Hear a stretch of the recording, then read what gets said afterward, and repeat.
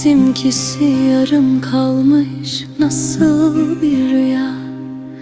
Uyandım sabahında, yoktun yanımda.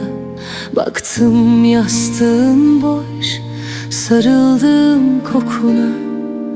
Ağladığımda ne oldu, değişmedi dünya. Bizimkisi yarım kalmış nasıl bir rüya. Uyandım sabahında, yoktun yanımda. Baktım yastığın boş, sarıldım kokuna. Ağladığımda ne oldu, değişmedi dünya. Güneş mi battı, sen mi gittin dünyamdan? Ya sev ya da ne olursun, bırak düş yakamdan. Kaç gönül dolaştım, sabahında uyandım. Sensiz acıdı tenim, aşk kanına boyandım. Kokunu alıp gitmişsin, çiçeksiz artık baharım. Sözlerim kalmadı, yaktı senden kalanım.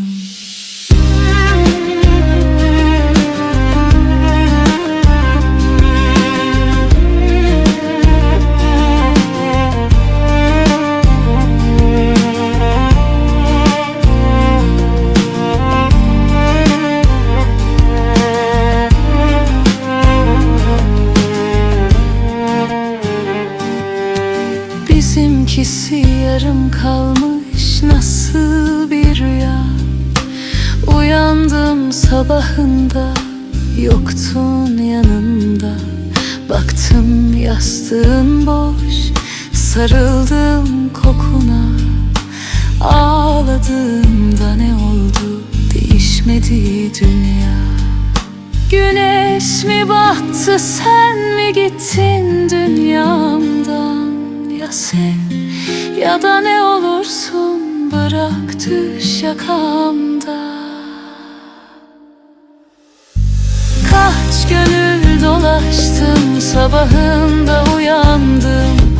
Sensiz acıdı tenim, aşk kanına boyandım. Kokunu alıp gitmişsin, çiçeksiz artık baharım. Sözlerim kalmadı, yaktı senden kalanım. Kaç gönül dolaştım, sabahında uyandım.